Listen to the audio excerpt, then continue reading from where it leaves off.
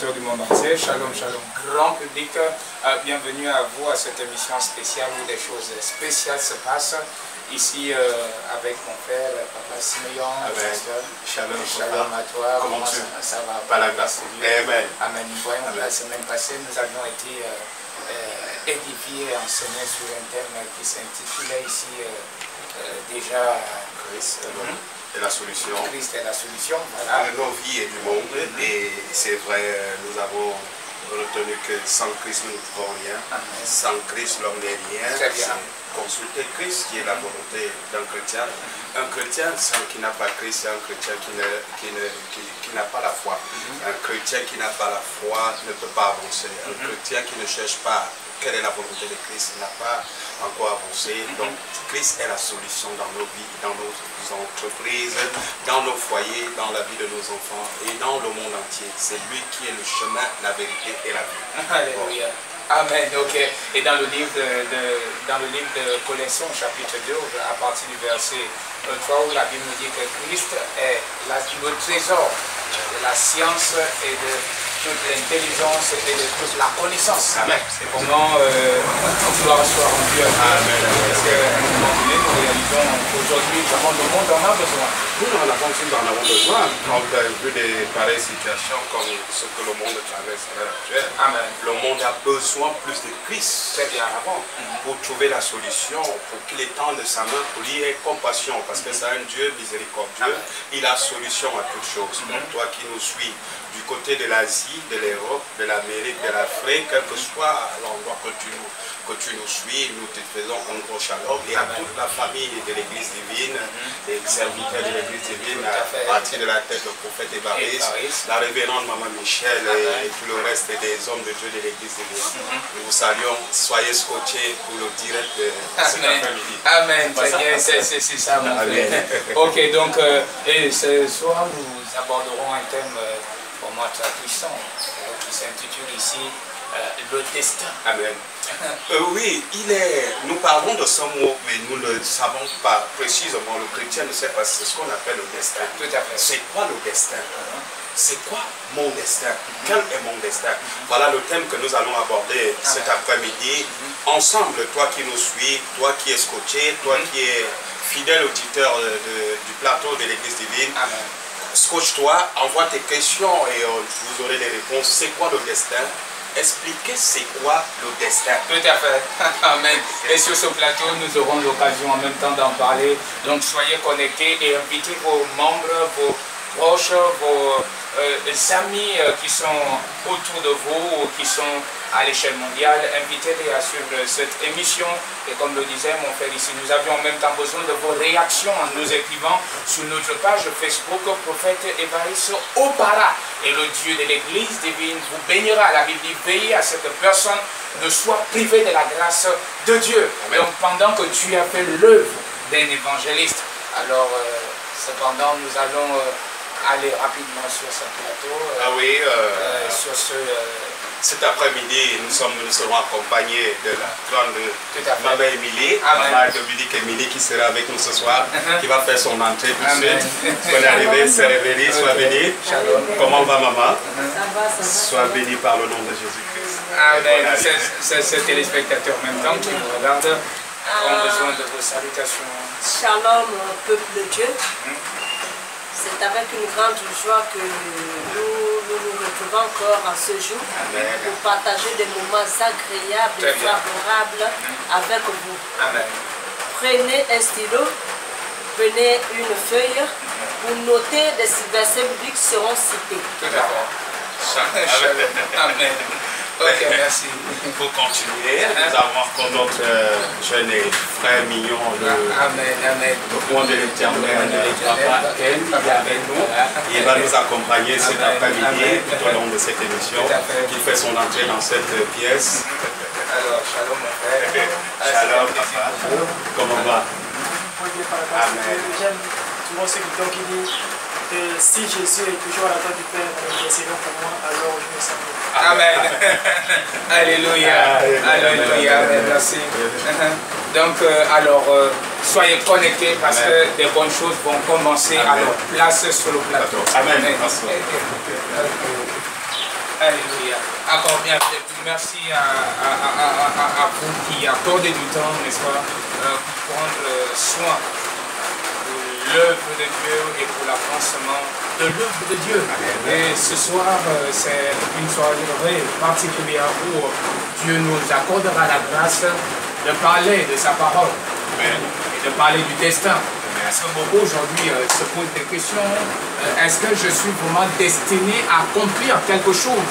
Est-ce que je suis vraiment destiné à saisir et à prendre possession de ce que Dieu a destiné pour moi? Est-ce que je verrai un jour mon destin s'accomplir comme Dieu le veut?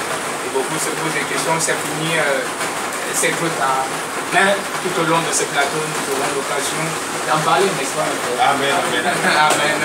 Alors, sur ce, nous allions commencer ce moment.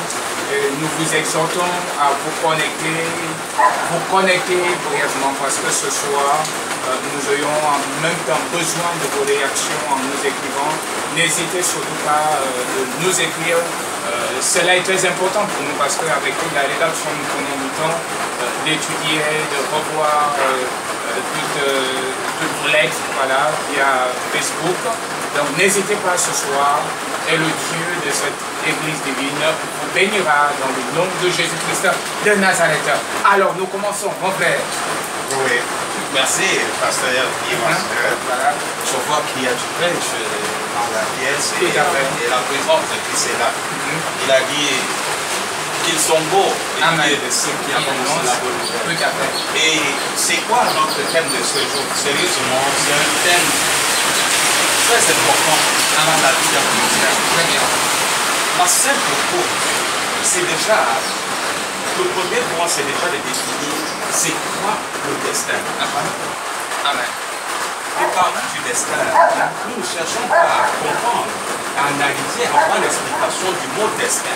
Le destin, c'est la volonté parfaite de Dieu dans la vie d'un chrétien. La volonté parfaite de Dieu dans la vie d'un chrétien. Et dans le destin, il y a deux volontés. La volonté parfaite de Dieu et la volonté permissive. Amen. Donc tout au long de notre débat, de notre émission, nous allons entrer dans le mot volonté. Lorsque tu es déjà dans ton destin, il y a deux volontés à gérer à l'intérieur. Est-ce que tu désires la volonté parfaite de Dieu? Parce que la volonté de Dieu est la volonté parfaite. Ce qu'il a écrit. Il dit, je te connaissais avant que tu ne sois dans le ventre de ta mère. Et je t'avais déjà établi prophète des nations. Amen. Ça veut dire qu'avant que tu ne sois dans le sein de ta maman, Dieu avait déjà rédigé un testament. Tout au long de notre émission, nous aurons le temps de développer ça. Amen. Amen. Ok, maman. Ici, beaucoup se posent des questions. Qu'est-ce que la destinée? Est-ce que je suis vraiment destiné à faire de grandes choses? Est-ce que je suis vraiment destiné à accomplir des choses extraordinaires? Mais selon vous, maman, le destin, c'est quoi exactement pour ces internautes-là qui veulent savoir? Pour répondre à la question, personne qui est née a un destin dans sa vie. Amen. Et lorsque tu as un destin dans ta vie, ça veut dire que tu es appelé à faire des grandes choses venant de Dieu. Mais dommage que nous allons nous retrouver dans le cas, parce que dans la vie, il y a des avantages et des inconvénients. Lorsque l'homme naît, l'homme est destiné à vouloir faire des de bonnes choses sur la terre. Mais il va s'avérer que, arrivé à la naissance de la personne, il y a souvent des gens qui gaspillent le destin des gens. Et ce n'est pas pour rien que nous nous retrouvons au jour d'aujourd'hui. Certains destins ne sont pas accomplis dans nos vies à cause de la messe satanique qui rôde autour de nous. Donc, quand l'homme, le destin, c'est le destin qui fait en sorte que quelqu'un sait ce que tu vas devenir, ton avenir. C'est ça normal. Et le destin, c'est de marcher dans les bonnes conditions, en respectant les préceptes et les lois de Dieu. Tu peux atterrir, tu peux arriver s'accomplir à toi. Tout à fait, tout à fait. Parce que nous avons dans le livre de sagesse ici, au chapitre 19, il est écrit, à partir du verset 4, il est écrit, un juste destin les pousse à cette extrémité et il leur inspira le but du passé. Il ajoutera ainsi le chantiment qui manquait à leur torture. Alléluia. Amen. Donc le destin depuis la fondation de l'homme, depuis dans le ventre de l'homme, nous avons tous un destin. Amen. Et l'homme naît avec son destin. Mais il va s'avérer que à chaque fois quand l'homme naît, quand tu grandis, ton destin est là avec toi. Mais à un certain âge, quand nous ne suivons pas les choses de Dieu, quand nous n'acceptons pas Dieu, c'est à ce moment où nos destins commencent à changer de cadence. Et c'est là où nos destins sont retardés dans nos vies. C'est ça le destin. Amen. Le destin, il y a beaucoup de parachemins. Amen, amen, amen. Merci pour votre intervention, maman. Émilie, alors mon frère Ken, le destin selon vous, qu'est-ce que cela signifie en d'autres termes? Je vous remercie pour la parole. Merci aussi pour ce sujet qui est très large. C'est ici qui parle du destin, qui parle du destiné, qui parle du destin, ici qui parle de destination. Donc, en parlant aussi de destin, on parle d'une destination. Et on ne peut parler de destination sans parler de chemin, sans parler de circuit à suivre. Donc ici, le destin, comme maman Émilie l'a si bien dit, est rempli de chemins, de différents chemins à prendre. Et papa Simon l'a bien évoqué dans son propos, où il a parlé de volonté permissive et volonté parfaite. Effectivement, la volonté parfaite et la volonté permissive font partie du destin. Mais le plan de Dieu pour l'homme, pour tout homme, est que l'homme puisse être dans sa volonté parfaite. Et malheureusement, l'homme, par ignorance ou par manque de connaissance, ne peut, par ces différentes choses, tomber dans une volonté permissive. Et lorsque tu tombes dans une volonté permissive à l'image de Jonas, il se peut que Dieu soit ton ennemi. Parce que c'est Dieu qui a soulevé le vent pour que le bateau où Jonas puisse chavirer. Parce que Dieu ne voulait pas que Jonas puisse aller à Tarsis. Très bien. Donc ici, le destin, c'est la destination. Amen. Et la destination ici est remplie de chemins. Et nous croyons par la grâce de Dieu que ce soir, nous allons développer cette Ok. Tout à l'heure, vous venez de parler, vous avez abordé le sujet de la volonté permissive. En un mot, comment dans un destin, Dieu, dans sa volonté permissive, voilà, peut permettre que l'on fasse son choix, c'est-à-dire que l'on adopte ses propres principes à lui et de cheminer avec, au lieu de suivre en fait l'orientation de Dieu en un mot. Nous voyons qu'il parlait de Jonas. Dieu dit à Jonas, dans le livre de Jonas au chapitre 1, voilà, il lui dit, voilà, va dans tel pays et ce dernier résiste. Il dit, bon, je connais Dieu, si je fais là-bas, c'est qu'il faut évident, Dieu va revenir sur sa position. Il vaut mieux que je puisse fuir Dieu. Mais ici, aujourd'hui, nous remarquons que certains sont partis sans accomplir leur destin. C'est reste la volonté que Dieu aurait permis, que ces derniers ont fait le choix de suivre leur propre destin, c'est-à-dire leur propre choix à eux, au lieu de suivre le choix de Dieu. Pasteur Dimasseur, 95% des chrétiens ne vivent pas leur destin. Expliquez-nous. Ne pas vivre son destin, c'est refuser la volonté de Dieu. C'est ça qui cause des divisions. C'est ça qui cause des problèmes. Parce qu'on se retrouve là où Dieu ne m'a pas mandaté. Et il y a une femme qui refuse cela dans son foyer. Amen. Et il y a une femme qui a bagarré contre cela dans son foyer. Rebecca. Rebecca était stérile. Elle a consulté Dieu. Dieu lui a dit, tu as deux nations. Le plus grand sera assujetti au plus petit.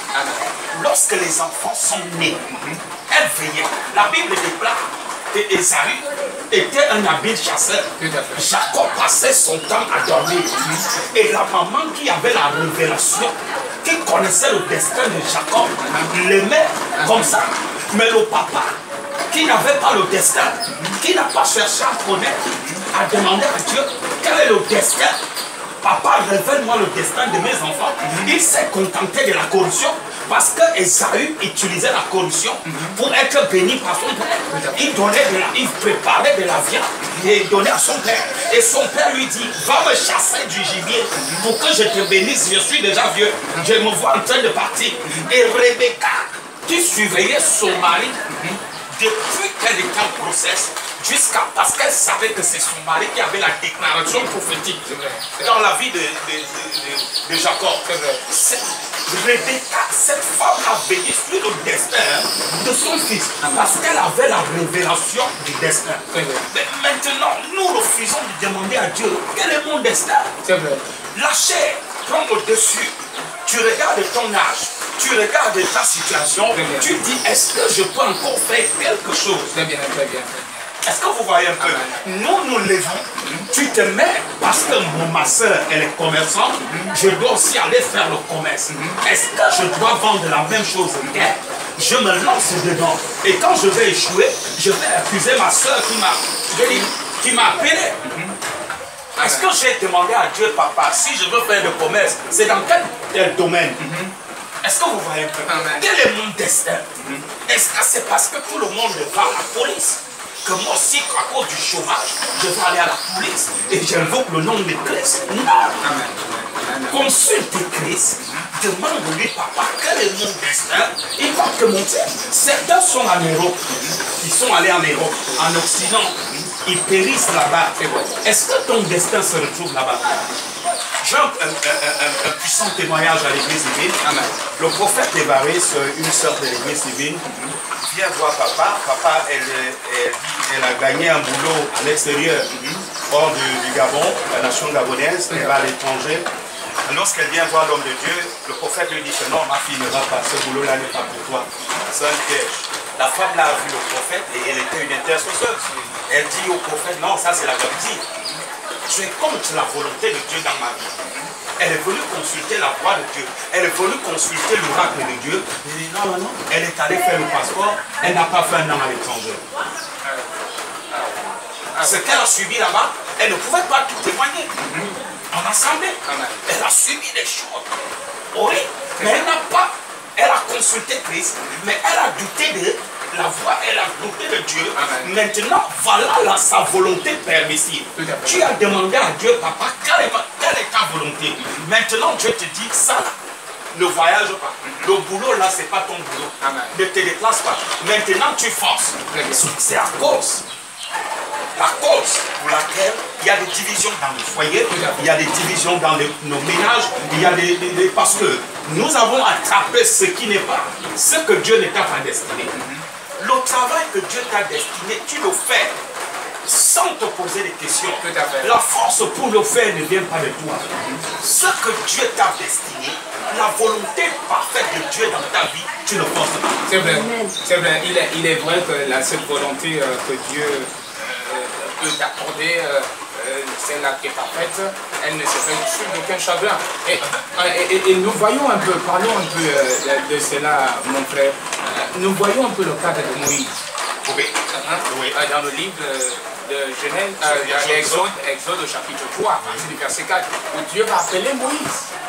Mais nous voyons que ce dernier, dans son côté, c'est-à-dire quelqu'un qui a vécu 40 ans dans le palais résidentiel oui. Avec des Égyptiens et qui ne s'y attendait pas un jour qu'il sera celui-là que Dieu se servira pour pouvoir délivrer son peuple.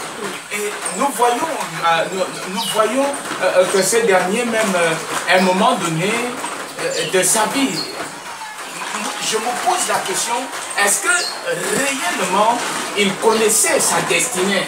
Puisque la Bible nous dit même qu'il refusait d'être appelé fils de la fille de Pharaon. Donc ici, est-ce que pour cela, ce dernier pouvait connaître sa destinée à ce stade? Ben oui, lorsque Dieu te révèle ta destinée, ça ne s'ignore pas. Je vais vous dire quelque chose.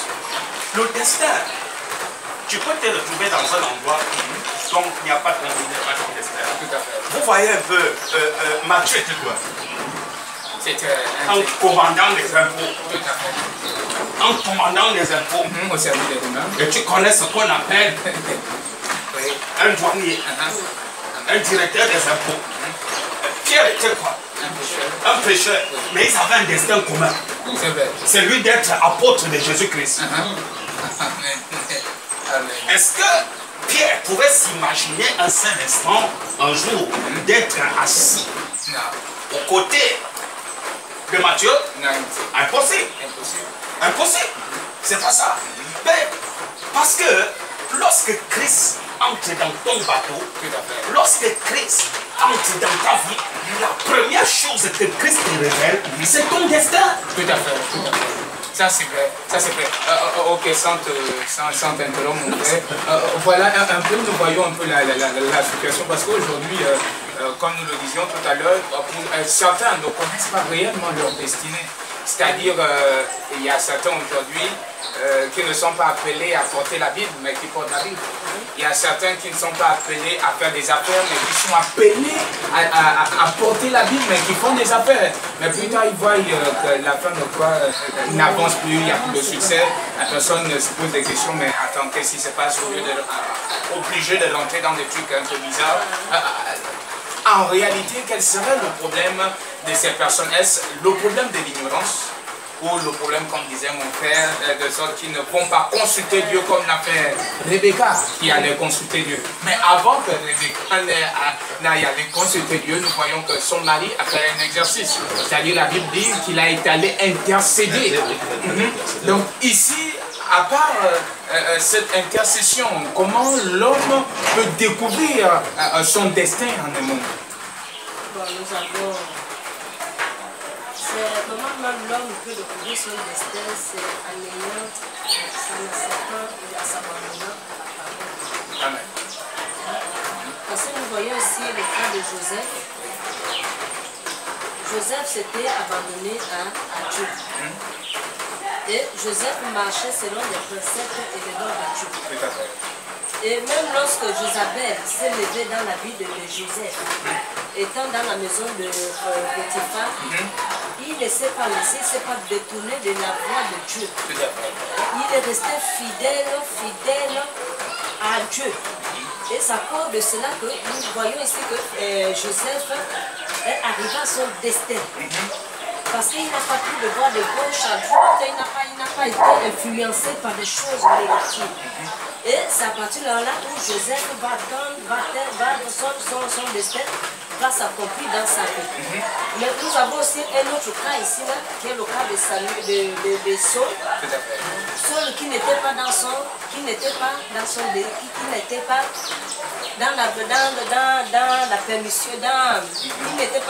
son destin.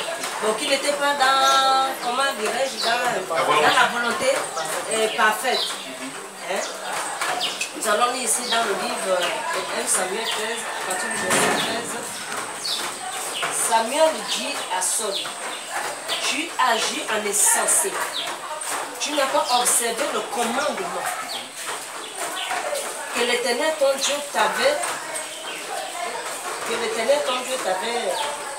donné. L'Éternel aura affermi pour toujours ton règne sur Israël.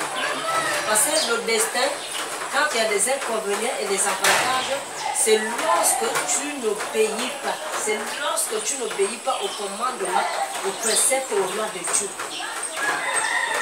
Et au verset 14, il est écrit, et maintenant ton règne ne durera point. L'Éternel s'est choisi un homme, selon son cœur, et l'Éternel l'a destiné à être le chef de son peuple, parce que tu n'as pas observé ce que l'Éternel t'avait commandé.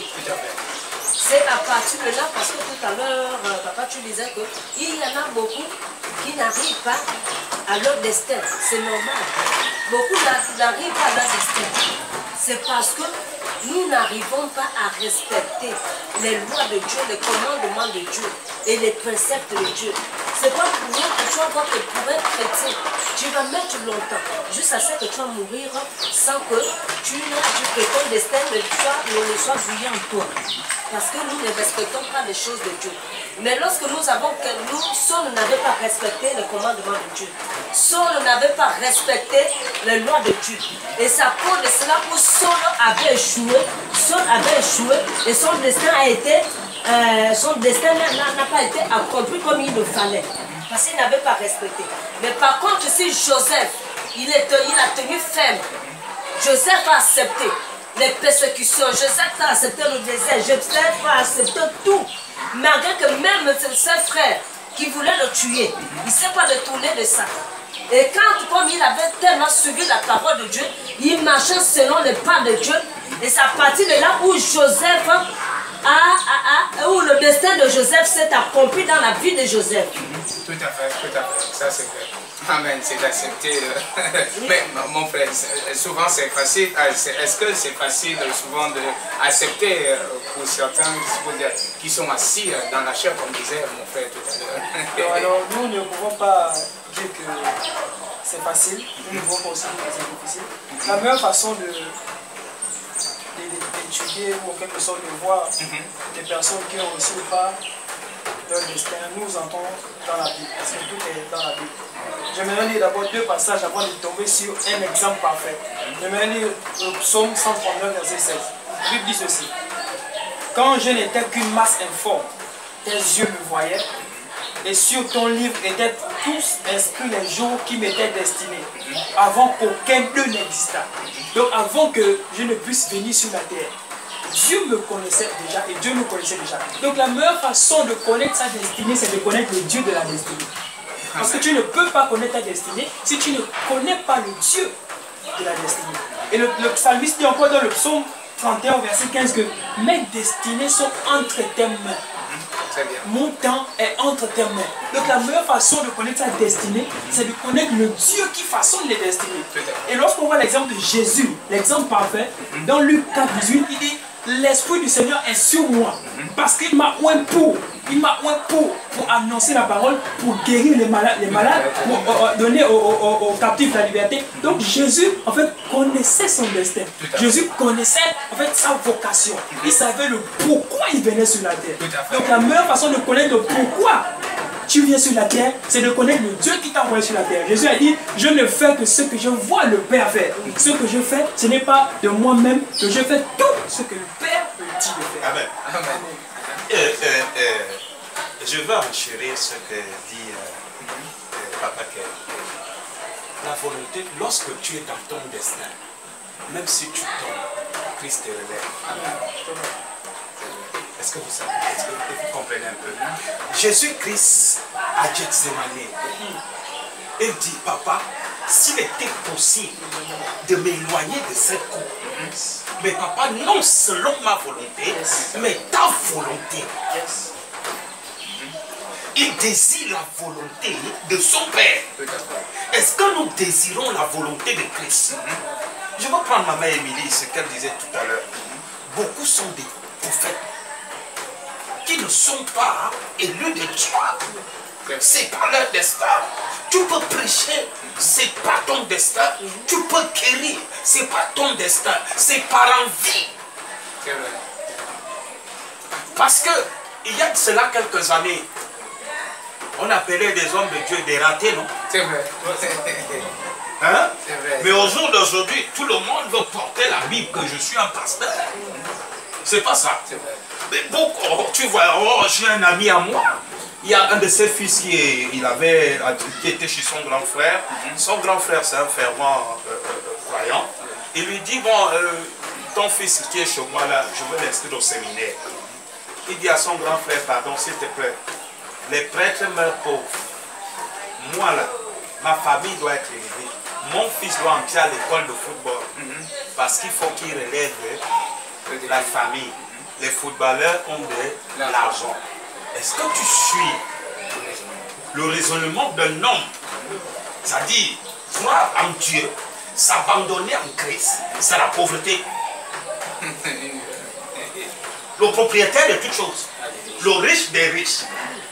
tu dis s'abandonner à lui, veut dire que tu es pauvre. Est-ce que vous voyez un peu? Il est où? Il est attaché aux choses de la chair, de la terre. Il est attaché aux choses de la chair. Mais nous ne demandons pas notre destin à Christ. Nous nous lançons nous-mêmes par notre propre volonté. Même ceux qui ont accepté Christ.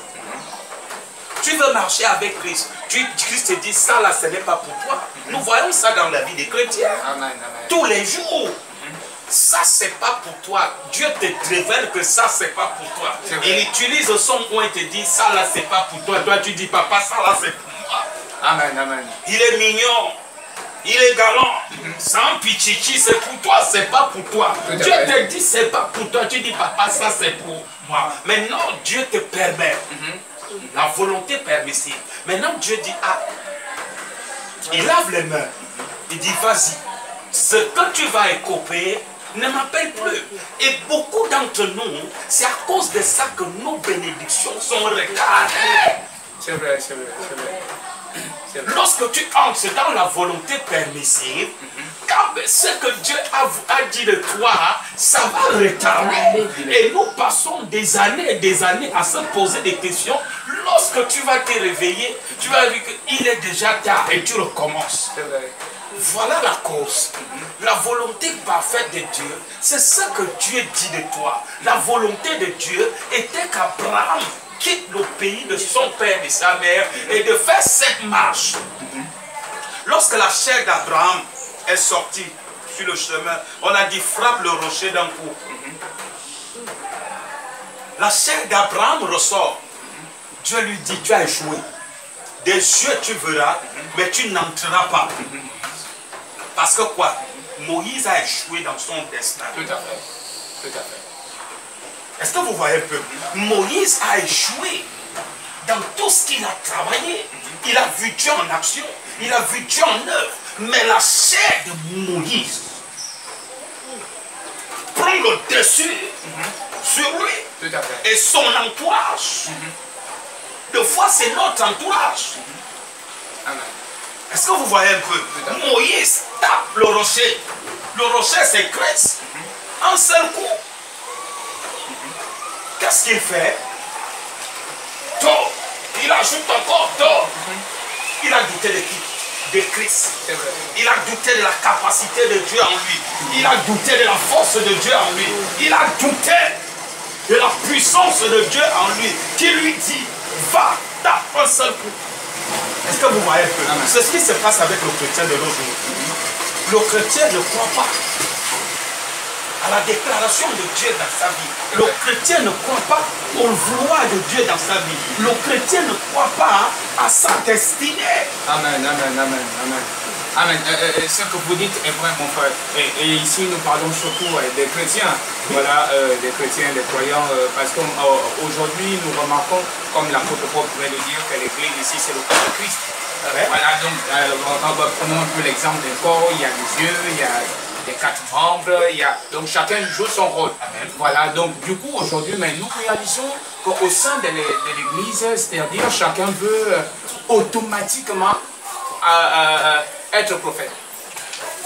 C'est-à-dire, Dieu lui a dit, bon, comme on prend un peu le cas de la main, voilà, la main ne peut pas jouer le rôle du pied, voilà, et le pied ne peut pas jouer le rôle de la main. À moins que ce dernier n'ait pas de main, qu'il va se servir des pieds. Et des oreilles, en même temps, ça sert pour écouter. Et des yeux, ça sert pour voir. Mais nous voyons aujourd'hui que beaucoup, au sein même de l'église, au sein même des assemblées, on n'aime pas l'église, des assemblées. Donc nous voyons que chacun aspire, bien que l'apôtre Paul a dit, aspirer aux dons les meilleurs, et surtout à ceux des prophètes. Mais nous remarquons aujourd'hui que beaucoup abandonnent souvent même leur appel. C'est-à-dire, Dieu l'appelle peut-être au pastorat, ou Dieu l'appelle à être un évangéliste. Ils diront, bon, comme c'est un évangéliste, il n'est pas vraiment considéré dans l'église. Mais surtout, quand on dit c'est un prophète, aïe, aïe, aïe, aïe, aïe, aïe, aïe, ce serait, donne-moi son numéro de téléphone, il habite tout. Donc, du coup, et non seulement ça, surtout, nous remarquons que beaucoup, Dieu certainement n'était pas appelé à être leader. Mais beaucoup veulent être des leaders. Des leaders, mais parce qu'ils ne connaissent pas le mot. C'est ça le problème. ils ne connaissent pas le mot va. Parce que réellement, quand tu es converti, quand tu as accepté Dieu réellement dans ta vie, tu dois avoir le mot va. Parce que c'est le mot va qui va te permettre, qui va te diriger, qui va t'orienter. Hein? Mais beaucoup rejettent le mot là. Et c'est pourquoi on le retrouve un peu dans des destins qui ne sont pas nus. Tout à fait. Parce que tu vas voir quelqu'un, comme tu disais tout à l'heure, papa, que non, Dieu ne t'a pas dit d'être un leader quelque part. Mais tu vas te décider de toi-même, la chair charnelle, pour aller dire que non, tu vas ouvrir une église. Mais c'est pas pour rien qu'on voit que non, ces églises-là, ça va tenir 1 an, 2 ans, après ça tombe. Parce que tu n'es pas appelé à être leader. Hein? Tu n'as pas, ton destin, ce n'est pas ça. Ton destin à l'église n'est pas dit que non, forcément parce que tu as vu prophète, bien machin, que forcément il faut être prophète. Non, ce n'est pas ça. Ce n'est pas ça. Les 5, dans Ephésiens 11, dans Ephésiens 4, 11, il y a 5, comme les 5 doigts de la main. Tout à fait. Hein? Et chaque doigt de la main a sa dimension. Tu ne peux pas quitter de là pour te retrouver maintenant ici. Amen. Hein? Ça ne peut pas marcher. Et c'est ça, c'est ce que nous voyons maintenant au jour d'aujourd'hui, le christianisme aujourd'hui. Et nous voyons que ici, on va tous dans la parole de Dieu, dans le livre de 2 Chroniques, au verset 33. Oui. À partir au chapitre 33, au verset 8, il est écrit: je ne ferai plus sortir Israël du pays que j'ai destiné. C'est ça le problème. À vos pères, pourvu seulement qu'il y ait soin de mettre en pratique tout ce que je leur ai commandé. Toujours le mot commandé vient. Selon toute la loi, les préceptes et les ordonnances prescrites par Moïse. Parce qu'au jour d'aujourd'hui, nous voyons que beaucoup ne veulent plus faire la volonté de Dieu. Amen. Beaucoup veulent maintenant précipiter, avancer. C'est comme si l'église devenait maintenant, une société, je ne sais pas moi. C'est pourquoi il y a maintenant ces choses-là. Beaucoup ne sont pas convertis.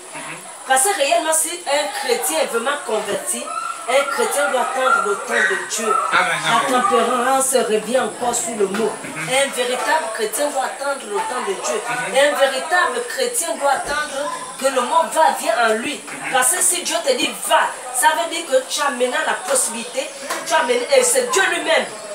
Dieu lui-même aussi doit te donner aussi ce que tu dois faire. Mais quand tu ne respectes pas les préceptes de Dieu, quand tu ne respectes pas, tu ne veux pas marcher selon la volonté de Dieu. Mais tu sais qu'est-ce que c'est. Amen. Je vais relancer là où Maman Dominique est en train de parler. Voilà. Vous savez, il y a différents dons. Il y a 5 ministères. Et il y a, le problème c'est que il y a l'ignorance des dons. Et l'arrogance. Et vous voyez que un berger, ce qu'on ignore, c'est qu'un berger doit voir. Un berger, c'est un pasteur. Il doit voir, il doit entendre, il doit parler, il doit donner et il doit marcher. Est-ce que vous voyez un peu? Et il y a différence entre prophètes. Où est la différence? Le prophète, c'est l'oracle de Dieu, c'est quelqu'un qui est constamment en face de Dieu. Tout à fait. C'est que les gens ne savent pas. Un prophète, c'est l'élu de Dieu qui doit être constamment en face de Dieu parce que Dieu a toujours quelque chose à dire. Et c'est le prophète qui prend la chose, il vient déposer auprès des bergers. Les bergers ont des assemblées parce qu'ils ont des yeux pour voir, pour diriger, pour amener un peuple. À qui? À Christ. C'est pas parce que tu es berger que tu ne dois pas voir. Tu amènes le peuple où? C'est important. Christ lui-même dit, est-ce qu'un aveugle peut conduire un aveugle? Donc on se dit que être prophète, c'est le terminus. C'est le terminus. Lorsque tu es prophète, parce que tu as vu, non, ça ne te qualifie pas, voir ne te qualifie pas d'être prophète. Ce qui te qualifie d'être prophète, c'est ta présence constante en face de Dieu. Tout à fait. Est-ce que tu reçois de Christ? Est-ce que tu reçois de Christ des oracles? Est-ce que tu annonces les oracles de Christ? Est-ce que... Non, non. Donc les gens ne savent pas. Chacun ne sait pas quel est son destin. Est-ce que vous voyez un peu? Un pasteur ne doit pas être un aveugle. Tout à fait. Un évangéliste ne doit pas être un aveugle. Un intercesseur ne doit pas être un aveugle. Parce que tu dois recevoir des choses que tu dois briser. Comment tu vas prier? Comment tu vas briser si tu ne vois pas? Amen. Si tu ne connais pas, si tu ne reçois pas. Maintenant, la différence, ce qui attire les hommes dans la mission de prophète, de prophétique, parce que nous voulons prophétiser, parce que nous voulons dire, nous voulons voir des choses et des hommes. Nous ne prophétisons pas pour recevoir de Dieu. Et vous voyez, tous les prophètes regardent que les hommes. C'est vrai. Tu as tel problème. L'autre a tel problème. Et il y a des prophètes de malheur. Lui voit que la mort dans ta vie. Et d'autres ne voient que le mariage. Il ne voit que le mariage. Mais qu'est-ce que Dieu dit? Si un prophète n'arrive pas à prophétiser sur ta destinée, est-ce que vous voyez un peu? Prophète, Samuel dit au peuple, vous avez consulté Dieu, vous n'avez pas demandé votre destin, mais vous avez demandé un roi. C'est vrai. C'est vrai. Quel est notre destin? C'est vrai. Ils n'ont pas demandé, Non. mais ils ont demandé un roi. Voilà le roi que vous avez demandé. Vous n'avez pas demandé votre destin. Tout à fait. Et c'est ça que le roi a échoué. Parce que ce n'était pas le destin De Dieu. de Dieu. C'est là, vrai, mon frère. Et tous ceux qui étaient à côté de lui, les hommes Oui.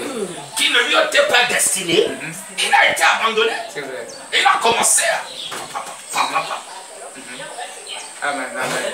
Mais lorsque tu es dans ton destin, oh, tu ne paniques. Il n'est pas dit. Joseph n'a pas paniqué. Non, non. Joseph a été jeté dans la citerne par ses frères. Il n'a pas paniqué, il criait là-bas, il dit ça là. C'est pas ce que Dieu m'a montré. Il est quitté là dans la maison de Potiphar. La femme de Potiphar parlait de l'angoissement. Il dit, oh, toi là, toi et moi, on ne peut pas angoisser. Tu n'es pas ma fleur. Ma fleur est là-bas loin. Lorsque Sokaya là-bas, il arrive en prison, il dit, ce n'est pas ici la fin. J'aimerais rebondir sur ce que papa Simon a dit, qui est très exceptionnel. Il y a un homme de Dieu qui a dit, il y a un endroit qu'on appelle, dans la Bible, il y a un endroit qu'on appelle là. Lorsque Dieu se révèle à Moïse, à Élie, il y va au torrent de Kérit. Il va faire tel nombre de temps. Après il dit à Élie que je ne suis plus au torrent de Kérit, va chez l'aveugle de Sarepta, parce que c'est là que je vais te nourrir. Donc la destinée est faite de temps et de lieu. Lorsque le temps et le lieu de Dieu se rassemblent, il a l'accomplissement de la destinée. Parce que s'il n'y a pas le temps et le lieu, tu ne peux pas voir en existant ta destinée. Parce que le lieu et le temps doivent s'associer pour manifester la destinée. Lorsque Dieu se révèle à Jérémie, il dit à Jérémie, avant que tu ne sois né, je te connaissais déjà. Je t'avais établi prophète sur les nations. Jérémie dit non, non, non, non, non. Je ne suis qu'un enfant. Dieu dit non. Ne dis pas que tu es un enfant. Parce que c'est moi Dieu qui façonne les destinées. C'est moi Dieu qui t'ai donné ce ministère. Donc quel que soit l'âge que tu as, c'est moi qui t'ai mandaté. Alors Jérémie, voici ce dont je t'ai appelé à faire. Et il dit à Jérémie, indice, je t'ai établi pour planter. Je t'ai établi pour déraciner. Mais parce que Jérémie s'est laissé conduire par Dieu. La Bible dit dans Romains chapitre 8 verset 14 que tous ceux qui sont conduits par l'Esprit de Dieu sont fils de Dieu. Et lorsque tu es conduit par le Saint-Esprit ne peut pas te détourner de ta volonté. Il est appelé à los parakletos. Tout à fait. Donc le Saint-Esprit vient faire le rôle que Jésus avait fait dans la vie des disciples. Jésus avait conduit Pierre, avait conduit Matthieu, avait conduit Jean dans leur destinée. Et c'est le rôle que le Saint-Esprit a aujourd'hui. Mais est-ce que nous laissons nos oreilles au Saint-Esprit pour voir l'accomplissement de nos destinées? Nous écoutons qui? Telle est la question. Nous voulons voir l'accomplissement de notre destinée, mais qui parle à notre oreille? Le Saint-Esprit doit nous conduire. Amen. Amen. Vos interventions sont un peu très pertinentes. C'est logique. Parce logique. que nous ne sommes pas conduits par la chair, nous sommes conduits par l'Esprit de Dieu. Amen. C'est lui qui nous enseigne. Christ dit à ses disciples, c'est pas vous qui m'avez choisi, c'est moi qui vous ai choisi. pour que vous portiez de bons fruits. Donc, de quel fruit parle? De sa nature, de son caractère, de ses yeux, de ses oreilles, de sa langue. Mais maintenant, lorsque tu parles parce que tu es dans ton destin. Parce que c'est lui qui t'a appelé. Mais lorsque tu parles, est-ce que c'est pas lui qui t'a appelé? Tu vas échouer. Amen, amen. Il y aura des lettres qui vont parler en toi. Amen. Nous voudrions, s'il vous plaît, rebondir un peu. En même temps, nous abordons un peu le destin de notre père, le prophète Évariste. Nous voyons un peu, à un moment donné, le shogar était dans son way en train de... Avant de rentrer dans le destin du prophète Évariste, il y a eu un homme aussi qui était aussi un homme destiné. Un homme, nous avons parlé dans l'Ancien Testament, nous venons aussi dans le Nouveau Testament. Dans le livre de Luc, au verset 34. Siméon le bénit et dit à Marie, sa mère, voici cet enfant est destiné à amener la chute et le relèvement de plusieurs en Israël et à devenir un signe qui provoquera la contradiction. Alléluia. Des hommes destinés, des hommes que Dieu, les hommes qui accomplissent leur destin, ils sont rarement, ils sont difficiles à trouver. Et ces hommes, souvent, ce sont des hommes qui viennent, quand ils acceptent Dieu, ils s'abandonnent à Dieu, ils donnent tout à Dieu. Et à partir de là, quand tu donnes tout à Dieu, tu respectes les consignes, les préceptes et tout, à ce moment, tu vas écouter la voix de Dieu, à ce moment, tu vas marcher selon la parole. Cet homme a été destiné. Parce que quand vous voyez un peu sa vie, quelqu'un qui était leader, vous appelez le nom, c'est le chef, le chambre. Le chambre là, les dealers. Quelqu'un qui était dealer, qui vendait le chambre. Et ça, vous voyez un peu la vie de notre prophète. Il vendait le chambre. Lui-même, il le consumait aussi. Et lui-même, il était dans des choses de Jackson, des choses de Michael Jackson. Jusqu'à faire des albums. Et ça, vous voyez un peu la vie d'un homme. Et ça, vous voyez un peu là où le destin va être... Là, on doit parler du destin dans la vie d'un homme. Parce que malgré que lui, il a fait ces choses-là, des choses négatives. Mais il arrivait un temps. C'était le temps absolu, le temps de Dieu. Et quand le temps est arrivé, ces jours-là, au prophète Évariste, étant que fumait de chambre, étant que tout ce qu'il faisait, mais il va arriver que Dieu va se souvenir des bonnes œuvres de sa maman. À travers sa mère, Dieu va se soulever. Et quand Dieu va se soulever, c'est à ce moment où la parole va impacter le prophète Évariste. Et qui vient lui parler de la parole de Dieu, c'est aussi un dealer. Quelqu'un aussi qui fumait le chanvre avec lui. Parce que Dieu utilise toujours quelqu'un pour te sortir de là où il t'a pas prédestiné, afin que tu rentres dans ton destin. Mais lorsque le prophète Évariste va être, la parole de Dieu va le toucher, il va sortir de là. Il va tout abandonner. Il va arrêter de fumer. Il va arrêter de prendre des alcools. Il va même jusqu'à même les drogues lourdes. Il a consumé ça. Parce que c'est un véritable témoignage. Il va abandonner tout ça. Et même des amis. Parce que nous, aujourd'hui, il y a beaucoup qui préfèrent abandonner l'église pour dire que non, il va aller en France là-bas parce que pour aller chercher des blancs. Lui aussi. Parce qu'il n'y a pas que les femmes qui voyagent pour aller en France. Mais il pouvait aussi se dire que non, il se retourne de Dieu, il se retourne des choses de Dieu pour aller en France, pour ne pas être dans son destin. Mais il a abandonné ces choses-là, il n'a pas vu la France. Il a accepté Dieu, il s'est abandonné à Dieu, il a respecté les préceptes de Dieu, il a accepté les commandements, et c'est à partir de là où il devient, où Dieu. Et quand il est venu dans la maison de Dieu, il n'avait pas encore le nom de prophète. C'est quand il a écouté, quand il a compris, il a écouté la voix de Dieu, et le mot va. Et c'est comme ça quand il était devant, quand il est devant un homme, et bien devant une femme, sa manière de prophétiser, sa manière de dire les choses, parce que c'est Dieu. qui voit la façon de la vie de l'homme et qui amène ça à notre prophète. Et quand il prophétise, ce sont des choses vraies. Il n'est pas tardé comme les autres hommes de Dieu dans seulement le mariage. Non, non. Lui, quand il te prophétise, il te donne aussi, il prophétise aussi sur ton destin. Amen, amen. Quel est ton de devenir dans l'avenir? C'est ça. Amen. Oh, ok, maman. Attends, c'est souvent, aujourd'hui, ça peut être facile à accepter, certainement. Ça, en fait, le destin, tu l'as accepté parce que le but, l'objectif pour lequel Dieu l'a choisi, l'a établi avant le sang de sa mère, voilà, le chemin était déjà tracé. Mais attends, quelqu'un qui a certainement fait des affaires, avec certaines opportunités à gauche, à droite, du coup, se lève un beau matin, dit bon, en tout cas, j'en ai marre, je vais décider, pas je vais, mais comme le temps est arrivé, je vais foncer. Comment, parce qu'il y a certainement avec leurs affaires à gauche et à droite, il y a l'appel de Dieu, mais la personne met d'abord l'appel de Dieu de côté, en fait son destin de côté, et choisit de suivre, comme parlait mon frère tout à l'heure, de la volonté permissive. C'est-à-dire la personne décide de choisir de marcher selon ses propres objectifs à lui. En fait, ce que je veux comprendre, mon frère, c'est parce que comment a-t-il pu arriver à saisir et accepter son destin avec toutes les opportunités qu'il avait à gauche et à droite, ça et là. Comment cela est-il possible pour certains? Parce qu'il y a ces internautes-là qui nous suivent, qui veulent en même temps comprendre. Certainement, ils sont confrontés à une telle situation, en fait. Alors, ce qui a... Le point faible de Jonas a été la peur. Jonas a eu peur d'affronter son destin. Jonas savait clairement où Dieu l'envoyait. Mais Jonas a douté.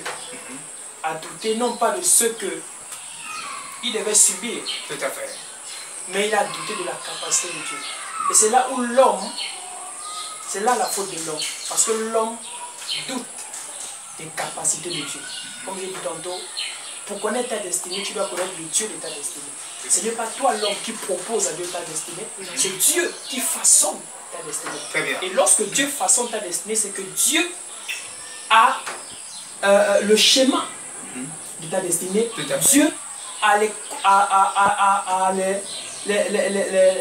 principes, a les inconvénients et les avantages de ta destinée. Le psalmiste dit ceci, dans le livre de Psaume, chapitre 31, à partir du verset 14. Il dit, mais en toi je me confie, ô Éternel, je dis, tu es mon Dieu. Mes destinées sont dans ta main. Le psalmiste n'a pas dit ma destinée, il a dit mes destinées. Donc dans tes destinées, lorsque tu es né, automatiquement, tu ne peux pas déjà avoir la révélation que tu es homme de Dieu. Chacun a sa destinée. Mais tu peux commencer autre chose. Tu peux commencer à l'école, tu peux faire être architecte, tu peux être médecin. Là, tu es dans l'une de tes destinées. Mais il y a mes destinées. Là, tu es dans l'une. Mais il y a une autre qui va venir. Et lorsque l'autre va venir, il va y avoir une prédominante. Et c'est là où tu dois mettre ta confiance en Dieu parce que tes destinées sont entre les mains de Dieu. Et aujourd'hui, l'homme a peur. Il dit que si j'abandonne mon travail, qui va nourrir ma famille? Si j'abandonne mon travail, qui va faire ceci? Si j'abandonne, si je laisse ce que je fais pour suivre l'œuvre de Dieu, est-ce que j'aurai les mêmes avantages que mon boulot me donne? Est-ce que j'aurai les mêmes avantages que ma fonction me donne? Si aujourd'hui je dis quoi, bon, par révélation de Dieu, Dieu m'appelle à le servir à temps plein. Est-ce que si je m'engage, j'aurai les mêmes avantages? C'est là où l'homme a peur. Et là... Et revenons à ça, excusez-moi. Mais c'est comme ce que disait papa Ken là. Mais le prophète Évariste n'a pas regardé à ça. Il n'a pas regardé à ça. Ça veut dire qu'il n'a pas eu la peur comme disait le frère. Dieu, c'était son temps. Parce que d'autres qui disent toujours, qui repoussent toujours l'appel, c'est parce que ce n'est pas encore leur temps. Mais c'était à ce moment-là, c'était à ce temps où Dieu devait déjà manifester dans sa vie. Parce qu'il marchait maintenant selon le vouloir et la volonté de Dieu. Et c'est ce qui a fait en sorte que le prophète Évariste, quand il accepte la volonté de Dieu, quand il accepte le vouloir de Dieu, Et quand il s'est détourné du mal, et c'est comme ça où Dieu va agir dans sa vie. Où Dieu va commencer à manifester sa puissance à l'intérieur de lui. Donc c'est pour dire que peu sont prédestinés, beaucoup ne le sont pas. Parce qu'à travers sa façon d'être, tu sais que cet homme de Dieu a été prédestiné depuis le ventre de sa maman. Amen. Amen. Ok, nous voyons un peu le cadre de l'apôtre Paul, voilà, qui va exprimer cela, ce qui était pour moi quelque chose de précieux, quelque chose de bien. Aujourd'hui, je le regarde comme de la boue à cause de Christ. Et aujourd'hui, nous voyons un petit moment, en fait, pour certainement quelqu'un aujourd'hui, comme nous le disions tout à l'heure, va dire, c'est facile. Si moi aussi ça m'arrive, je vais décider d'abandonner et de suivre ma destinée. Comment cela était-il possible pour lui, mon frère? Je vous ai dit un mot ici, lorsque tu désires la volonté parfaite de Dieu dans ta vie, tu t'abandonnes, c'est plus toi qui fais. Tout à fait. Je vous ai dit, Matthieu était un douanier. Matthieu était un cadre des impôts. C'était un homme aisé. Il ne lui manquait de rien. Voyez sa vocation dans le livre de Matthieu 9:9. Son appel. Il est assis dans son bureau, au poste de péage. Dieu ne t'appelle pas si tu n'es pas dans ton bureau. Dieu t'appelle toujours dans un coin où tu te dis que tu es arrivé. Il était de passage. Matthieu était dans son bureau avec ses travailleurs. Il dit, toi là, lève-toi, suis-moi. Matthieu a voulu regarder un peu l'argent qui était à côté de lui. Matthieu a regardé le personnel. Il dit, j'entends parler de l'homme là. Il me dit, suis-moi. Matthieu n'a pas résisté. Matthieu s'est levé et suivre Christ. Amen. Matthieu s'est levé et suivre Christ sans poser de questions, sans se lamenter, sans regarder ses finances. La même chose, lorsque Jésus-Christ entre dans le bateau de Pierre, qui a passé toute la nuit à pêcher, il est rentré bredouille. Christ lui dit, Pierre, avance un peu ton bateau et tu jettes le filet. Il dit, mais j'ai pêché toute la nuit, ce que tu viens de dire là. Il dit, mais j'obéis quand même. Lorsqu'il a jeté du filet, des poissons en abondance, jusqu'à appeler d'autres bateaux au secours, de les aider. Mais il dit, Seigneur, retire-toi de moi, car je suis un pécheur. Jésus lui dit, c'est pas ce que tu es né pour faire. Pêcher des poissons. Maintenant, tu vas pêcher des hommes. Parce que lorsque Christ entre dans ta vie, tu n'as plus de questions à te poser. Lorsque tu es un enfant du destin, vous savez, il y a des enfants de Dieu. Dieu dit à Rebecca, j'ai aimé Jacob et j'ai haï Ésaü. Ça ne veut pas dire que Ésaü n'est pas un élu. Ésaü est un élu. Mais celui qui a la promesse de Dieu, c'est Jacob. Et lorsque tu as la promesse de Dieu dans ta vie, et lorsque le temps de Dieu donne dans ta vie, tu n'as plus de questions à te poser. Mais c'est le cas, quand nous revenons donc chez notre Père, lorsque Christ a regardé dans son agenda, il dit, voilà le temps de Dieu, voilà le temps de mon fils. Et il est venu lui-même. Et lorsque le temps de Dieu sonne dans ta vie, il n'envoie pas un ange. Il lui-même descend pour te dire que mon temps, tu n'es pas né pour ces choses-là. Tu n'es pas né pour être homme d'affaires. Tu n'es pas né pour être milliardaire dans ce monde-là. C'est dans mon monde que tu seras milliardaire. C'est dans mon monde que tu auras ça que j'ai prévu pour toi. Tout à fait, tout à fait. C'est ça la volonté parfaite de Dieu. Et il fait ça à son temps. Est-ce que vous voyez un peu? Donc, nous ne voulons pas, nous ne cherchons pas la volonté. C'est-à-dire que la volonté parfaite de Dieu. Et lorsque tu es déjà dans la volonté parfaite de Dieu, tu n'as plus à te poser des questions. Tu t'abandonnes. Son témoignage, il ne parle pas. Il dit qu'il marchait avec des habits déchirés. Vous pouvez voir aussi le prophète Tini Joshua. Son premier temple, c'était en paille. il faisait des kilomètres à pied. C'est ça, chercher la volonté de Dieu. Papa, toi qui m'as appelé, quel est ton désir? Je m'abandonne à toi. Jésus a dit à son père, Père, s'il était possible que tu m'éloignes de cette coupe, mais pas par ma volonté, mais par ta volonté. Jésus s'est abandonné. Mais si Christ s'est abandonné, mais toi que Christ a appelé, tu dois aussi t'abandonner. Tout à fait, tout à fait. Tout à fait, alléluia. Ok, la Bible nous dit que nous avions un ennemi de taille. Aujourd'hui, je me pose la question, qu'est-ce qui peut emmener l'homme à résister à son destin? Est-ce parce qu'aujourd'hui nous savons que nous avions le séducteur, nous avions Satan qui ne veut pas que l'étoile des élus et des fils de Dieu puisse briller dans ce monde, puisque la Bible nous dit que l'humanité tout entière est sous l'emprise du malin.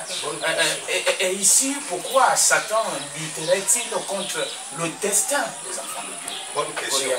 Bonne question. Bonne question. La question est vraiment, cette question elle est vraiment pertinente. Pourquoi? À cause de la chair. Lorsque tu ne laisses pas mourir la chair,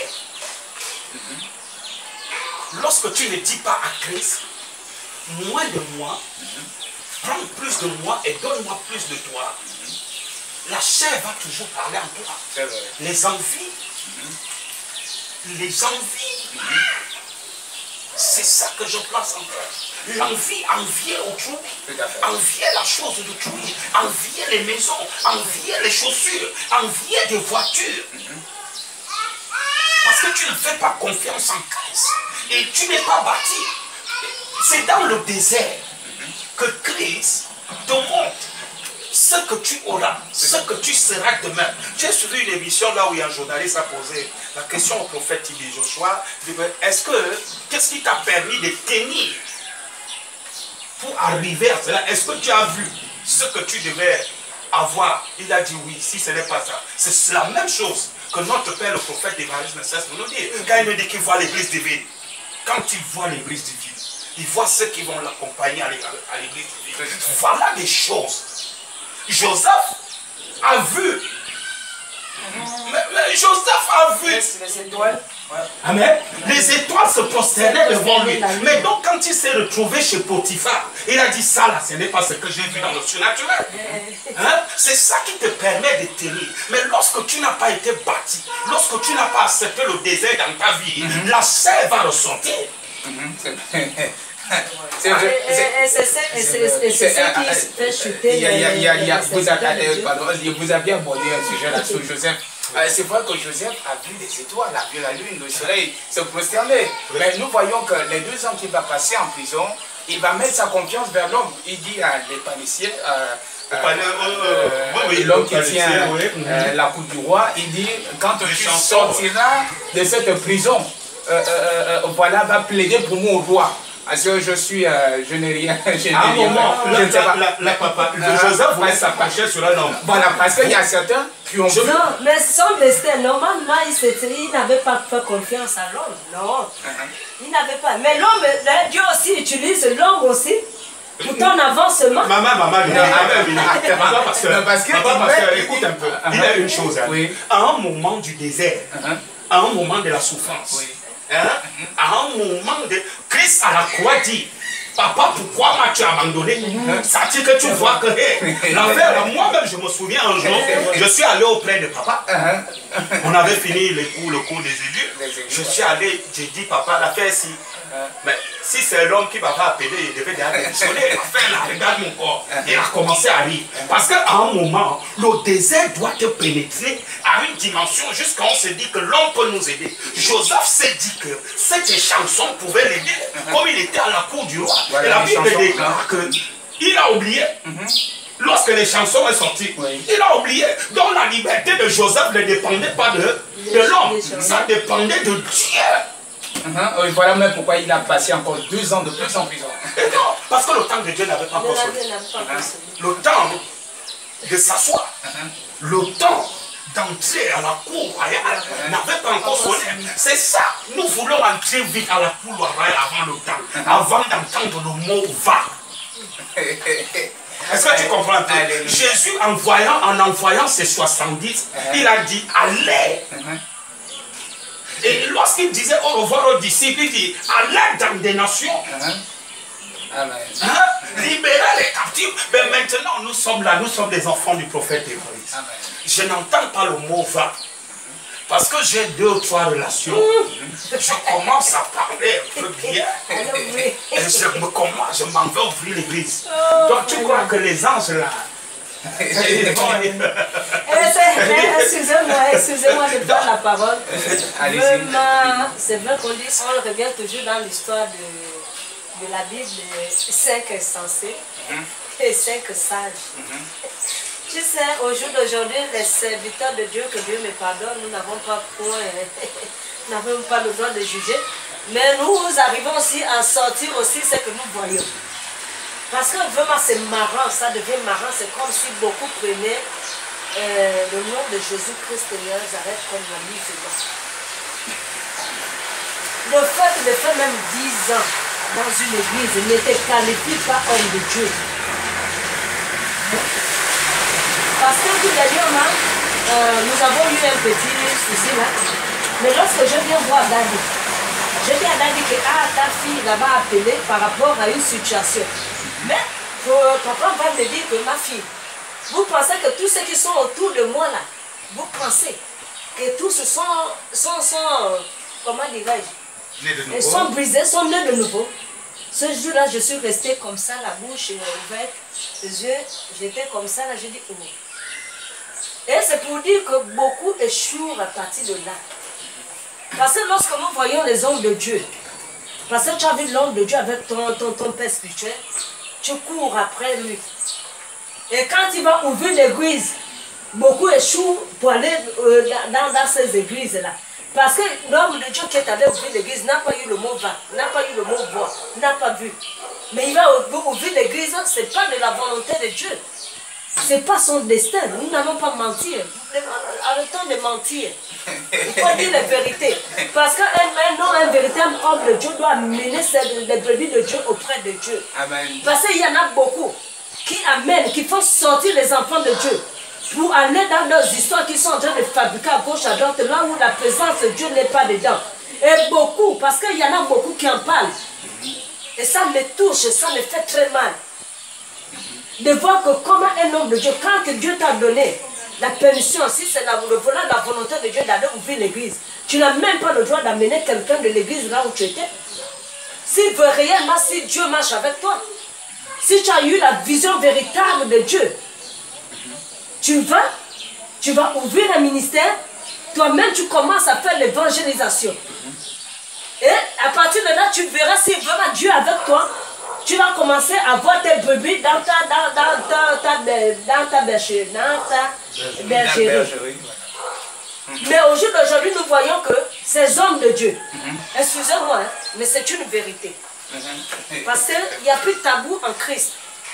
C'est même dans les hommes de Dieu. Tu vas voir un homme de Dieu. Ce n'est pas parce que tu as appelé papa un homme de Dieu au sein de l'église. Si tu as appelé papa l'homme de Dieu au papa, c'est parce que tu sais que non, c'était ton père dans l'église, là où vous étiez ensemble. Mais une fois quand tu sors de l'église, ce papa-là n'a pas le droit de te dire que non, donne-moi le numéro, je vais t'appeler. Tu viens chez moi. C'est comme ça. Ça veut dire que vraiment l'église aujourd'hui, même quand il y a fermeture des églises, c'est parce que Dieu a vu qu'il y en a beaucoup qui viennent amener ses enfants dans des choses qui ne glorifient pas. Merci maman, ce sera le prochain thème. Donc, il y a mon frère ici et maman qui a abordé un peu des propos un peu pertinents. Voilà. J'espère que les internautes ne sont pas trop touchés à travers... Mais ils sont quand même instruits et édifiés.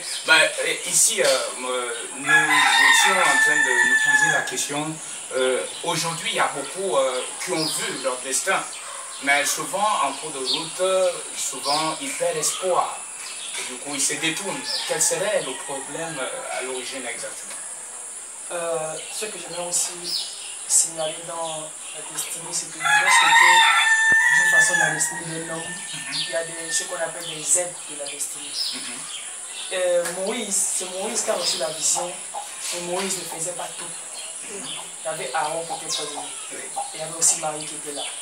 Et lorsque Dieu a façonné la destinée de Moïse, le bâton n'appartenait pas à Dieu. Le bâton appartenait à Moïse. Dieu a dit à Moïse, qu'as-tu dans la main? C'était le bâton de Moïse. Ce n'était pas le bâton de Dieu. Donc dans la destinée, il y a ce qu'on appelle les aides. Et les aides peuvent être multiformes. Le plus souvent, Dieu aime se servir de l'homme pour aider l'homme.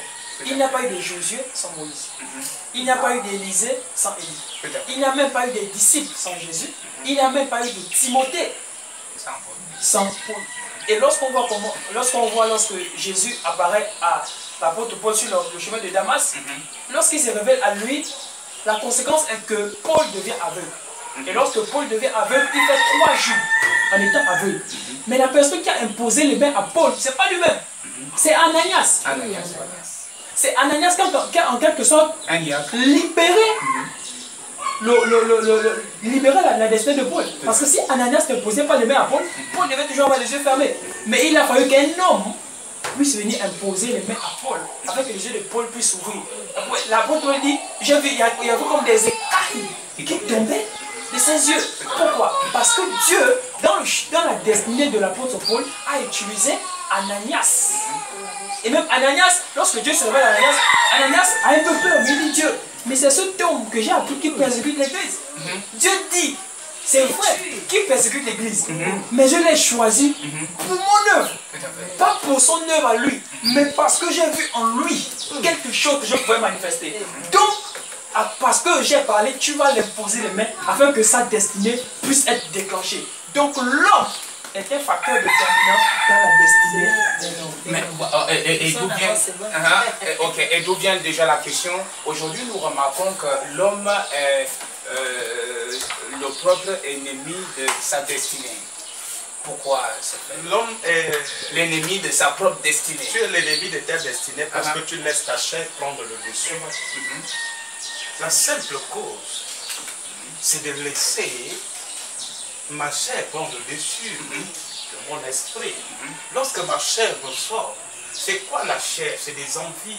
C'est de regarder à la situation qui est tout autour de toi, de regarder à ta condition, de regarder à ta situation actuelle. C'est ça la chair. Ça veut dire que tu regardes que je n'ai pas mangé aujourd'hui, comme je peux manger aujourd'hui, le petit qui est là, je peux aller l'exploiter. C'est ça le problème. Je fais déjà obstacle à ma destinée, à la volonté de Dieu dans ma vie. Dieu peut permettre que je donne ma famille aujourd'hui pour que demain je mange tout. Dieu peut permettre, il y a ce qu'on appelle l'escale. L'escale ne veut pas dire la destination.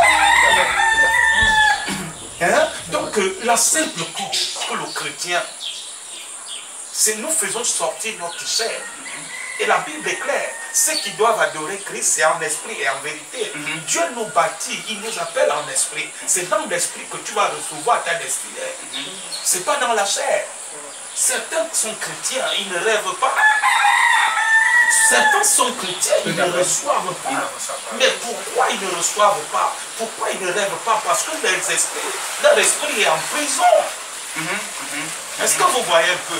Lorsque tu ne reçois pas dans le naturel et tu te dis tu es chrétien, tu ne rêves pas, ton esprit est en prison, ton esprit est enchaîné. Comment tu vas arriver à voir dans quel pays tu regardes dans 2 ou 3 ans? Qu'est-ce que Dieu veut de toi? Qu'est-ce que Dieu parle? Quelle est la volonté de Dieu dans ma vie? Oui, puisque nous voyons un peu le cadre de Paul. Paul qui était en train de persécuter sa propre destinée. Et même dans les actes des apôtres, des chrétiens vont se poser des questions. Mais attends, celui qui persécutait l'église autrefois est en train de prêcher et annoncer Christ ressuscité. Et aujourd'hui, c'est vrai qu'il y a beaucoup qui sont en fait ennemis de leur propre destinée ou qui persécutent leur propre destinée. Je prends mon propre exemple. Le pasteur Fidéli de l'église de Lille, il fut mon voisin. Il fut mon voisin, voici son appart, voici mon appart. Il priait aux gens au téléphone, je l'appelais Gretman. Je ne le saluais pas. Le pasteur Fidéli de l'église de Lille fut mon voisin, sauf le mur qui nous séparait. Lorsqu'il prenait le téléphone, pour prier, on appelle. Papa, je restais à ma terrasse. Il est à sa terrasse. Il se met à prier.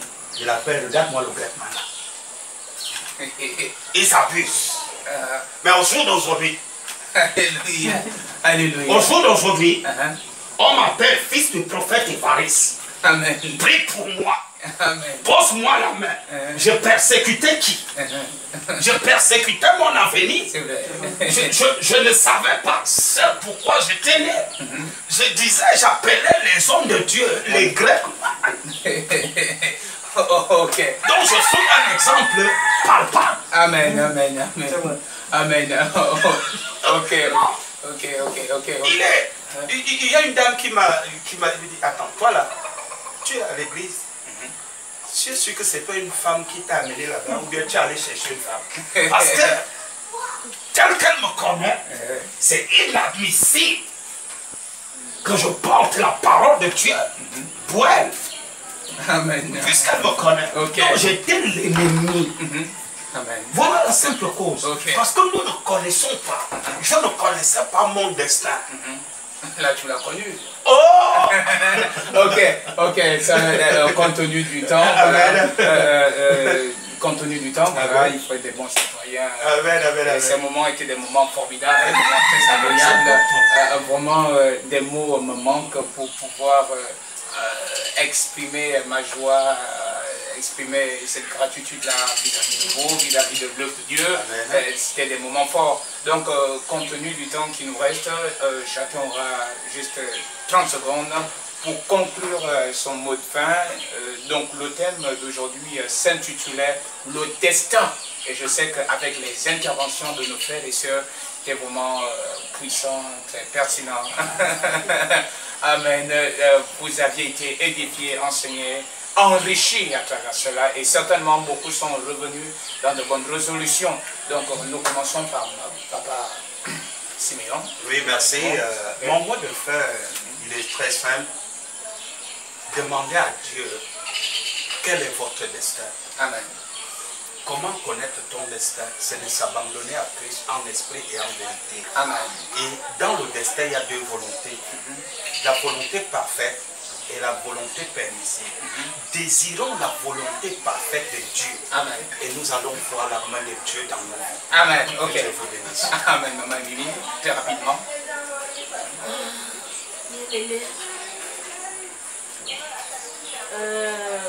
Pour que le destin, pour que nous arrivions à notre destin, ce que je pourrais dire ici, là, c'est très nécessaire, c'est très important. Nous avons beaucoup d'hommes et de femmes qui sont arrivés à leur destin. Ils sont arrivés à leur destin, ils ont fait des sacrifices. Parce que lorsque tu fais des sacrifices, tu es obligé de tuer la chair en toi. Et de marcher selon l'esprit. Tu es obligé d'abandonner les choses de ce monde. Tu es obligé d'abandonner le péché. Abandonner le péché. Abandonner le mauvais caractère et le mauvais comportement. Et abandonner tout ce qui ne vient pas de Dieu. Tout à fait. Et marcher selon la volonté et le vouloir de Dieu. Amen. Tout en respectant ses commandements. Yes. Tout en respectant les lois. Tout en respectant les préceptes. Si Moïse n'a pas vu, si Moïse n'est pas arrivé à Canaan, parce que Moïse avait échoué en un seul jour seulement. C'est le seul jour que Moïse a fait défaut. Et c'est à cause de ces jours-là où Moïse n'a pas, ses pieds ne sont pas arrivés à Canaan. Il a vu Canaan de loin. Mais bien aimé, si nous avons dit oui à la parole de Dieu, il est maintenant temps. Il est temps de nous abandonner à Dieu. De nous abandonner à Dieu. Et d'accepter réellement Dieu, le Tout-Puissant, dans notre cœur, dans notre vie, dans tout ce que nous faisons. De mettre Dieu en premier dans tout ce que nous faisons. Amen, amen, amen. Ok. Ok, papa. Rapidement. Alors, mon mot de fin, c'est marcher dans l'action de grâce. Rendez toujours, la Bible dit que rendez toujours grâce à Dieu. Amen. La destinée a un temps et la destinée a un lieu. Mais la meilleure des choses, c'est de se confier en Dieu, car c'est lui qui a tes destinées entre ses mains. Amen. Amen. Ok, donc merci mes frères et sœurs pour vos interventions et pour votre présence sur ce plateau. Et merci en même temps pour ce grand public, pour ces hommes et femmes qui ont pris du temps pour se connecter à cette émission ce soir. Et nous savions que vous aviez été richement bénis, richement enseignés, richement enrichis à travers la parole de Dieu ce soir, au biais de ses serviteurs et de ses servants de Dieu, par le Saint-Esprit de Dieu. Ce n'est ni par la force, ni par l'intelligence, mais c'est par mon esprit. Donc laisse le Saint-Esprit te conduire, laisse la parole de Dieu te diriger, comme David pouvait dire que ta parole est une lampe à mes pieds et elle éclaire mes sentiers. Donc laisse-la, elle t'amènera à bon port sur ta destinée et tu posséderas ton territoire dans le règne spirituel et dans le règne physique. Donc que Dieu vous bénisse, nous nous retrouvons la semaine prochaine à la même heure. Amen.